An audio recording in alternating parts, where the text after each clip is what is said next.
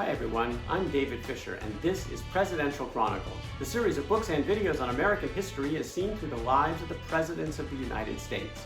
This episode is from the life of William Henry Harrison, and the focus is national politics. The year is 1814. Harrison has just resigned his commission as a major general in the U.S. Army. The War of 1812 continues. He was the hero at the Battle of the Thames. He was considered the conqueror of Canada on behalf of the United States.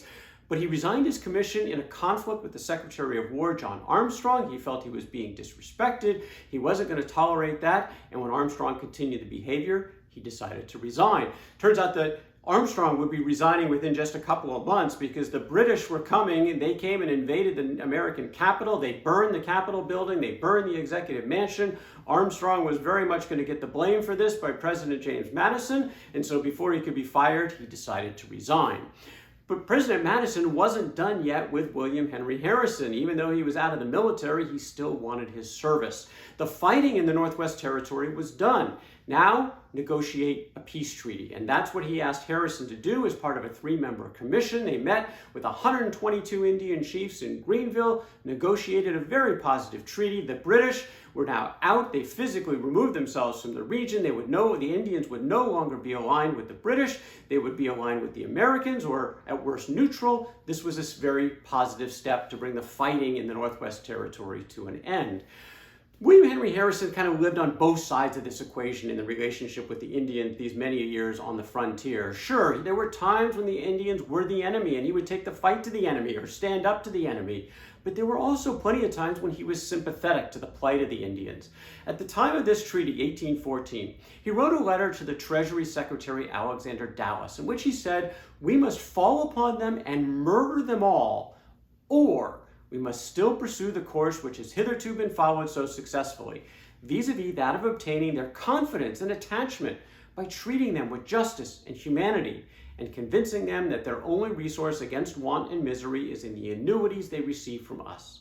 It cannot but happen that the Indians are often in the wrong, but they are generally misrepresented, and a spirit of hostility kept up against them." Harrison was hoping this could be an inflection point, that hostility could go by the wayside, and peaceful relations, hopefully, could exist between the Americans and the Indians on the frontier.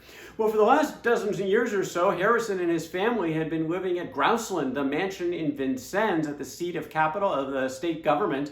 But at this point, it was time to move back home. And that home was the same one that he and his wife Anna had had from the beginning, the farm in North Bend, right outside of Cincinnati, right on the river. And it had grown considerably. You could now call this log cabin more of like a log mansion. It had 16 rooms, housing a whole big family for William and Anna Harrison. Well, pretty soon after this, the Treaty of Ghent was signed, which brought the entire War of 1812 to an end, and basically it was considered a draw. The agreement was to go to the status quo ante bellum. We'll go back to the way things were and just move forward as if the war had never occurred. But there was a stipulation in this treaty. Article 9 said that the United States must have a similar agreement with the Indians negotiated in North America. And once again, President Madison called on William Henry Harrison to represent his country in these negotiations. They met at Spring Wells with 9 Indian tribes, and they stuck to the same mantra, status quo ante bellum. No additional land cessions from the Indians, and they would have all the former treaties would go back into effect.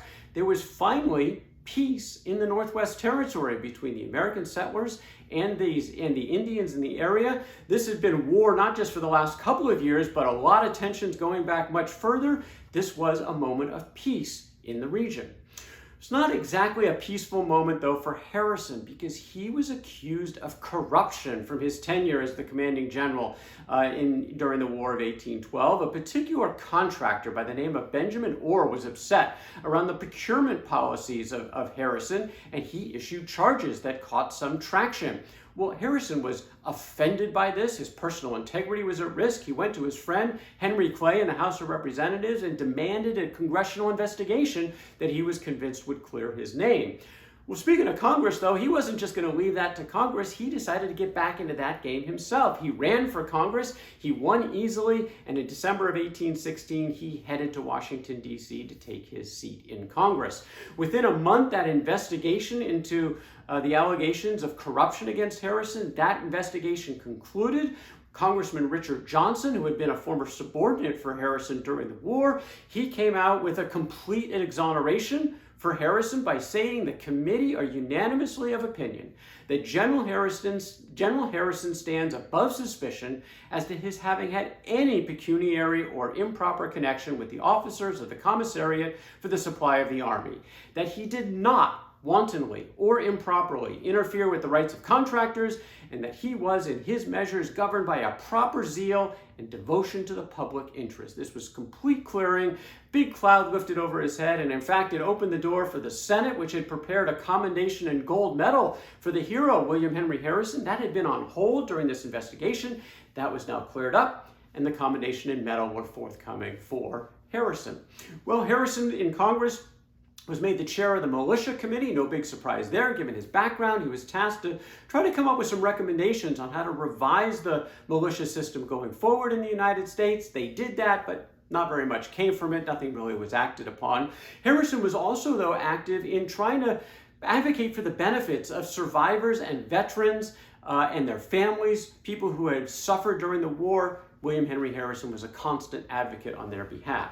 He was also outspoken at times on national issues, including one around which he was remarkably consistent, and that was the topic of slavery. According to Harrison, this is 1817, as a congressman, it said Congress had no more legal or constitutional right to emancipate the blacks in those sections of Louisiana Territory without consent of their owners than they have to free those of Kentucky. We cannot emancipate the slaves of the other states without their consent, but by producing a convulsion which would undo us all. Harrison believed slavery was sanctioned by the Constitution. He felt that no state had any right to tell another state how to handle this situation. He was echoing that statement here, as he would throughout his career.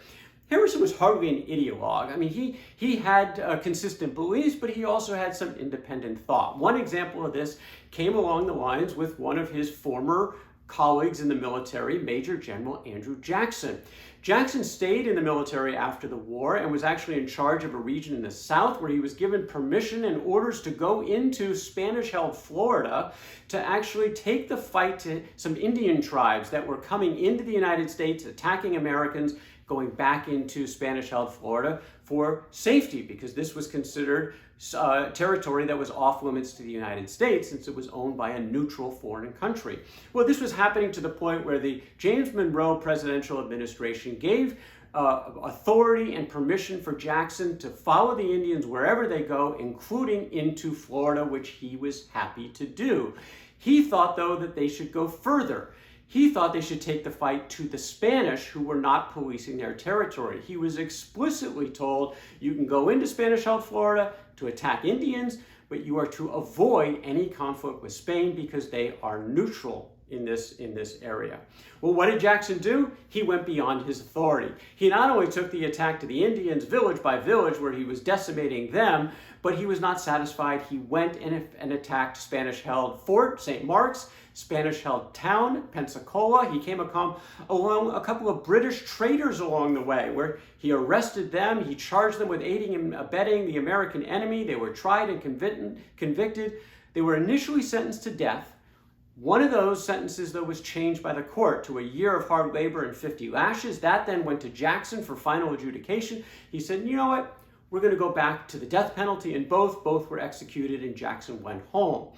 Well, there was an uproar back in Washington, D.C. when news of all of this happened, as Jackson had essentially committed acts of war against the Spanish, potentially against the British.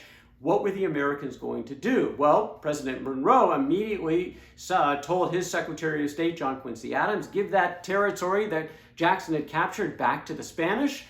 Monroe actually sent a carefully worded rebuke in a letter to Jackson directly about his actions. Jackson, of course, almost never claimed that he did anything wrong, which he claimed in letters back to Monroe in this case as well, that he did nothing wrong.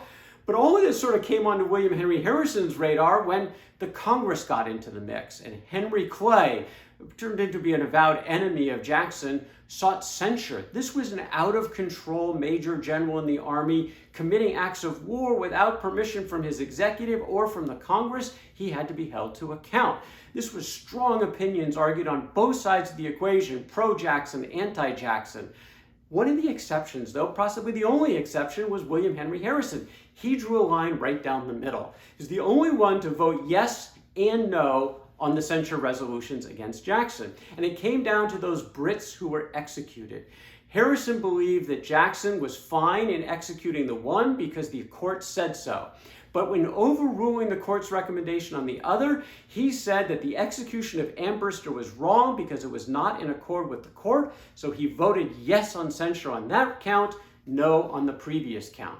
It's interesting to look at Jackson and Harrison, two major generals, two very successful, two very popular, that could not have been more different.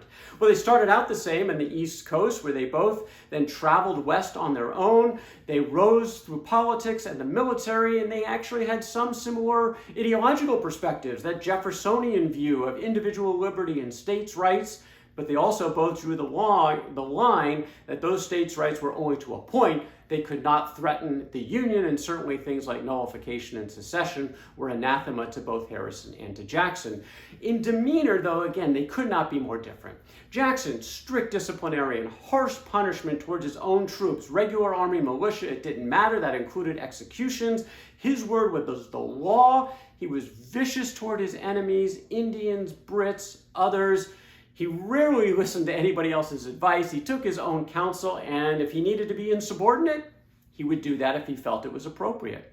Harrison, very different approach. He led by example and persuasion. He didn't threaten his men, and he certainly understood that the militia was different from the folks in the regular army, and he treated them differently. He was more lenient, understanding. He was aggressive toward the enemy, but he was also sympathetic toward his enemy, in this case, the Indians. Whereas Jackson wanted to just get rid of the Indians entirely, Harrison was sympathetic and wanted to figure out some positive way in which they could all live together.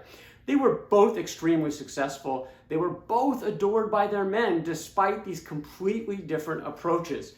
Probably also not surprising that they differ politically, and we'll talk about that in future episodes, but it is interesting on how these two dominant men during the War of 1812, both major generals, both victorious, could not have been more different, and yet again were both adored by their men. Well, in terms of Harrison, he decided not to run for re-election in Congress. He did spend a couple of years in the state Senate. He was piling up debts, and so he continued to kind of seek office in order to get some more money so he could pay off some of those debts. In fact, he ran for the House again in 1822, and this time he lost. He then sought a civil service job from President James Monroe. He thought maybe minister to Mexico might be a good idea. That one didn't come together. He did get another job finally in 1824. The state put him back in the United States Congress, this time on the side of the U.S. Senate. So he's heading to Washington. John Quincy Adams has just beaten Andrew Jackson for the presidency. There's a lot of changeover, but those are stories for another day. That is William Henry Harrison and national politics from the life of William Henry Harrison. For more Presidential Chronicles, check out my books on Amazon.com, and don't forget to subscribe to my YouTube channel. Until next time, I'm David Fisher, and this is Presidential Chronicles.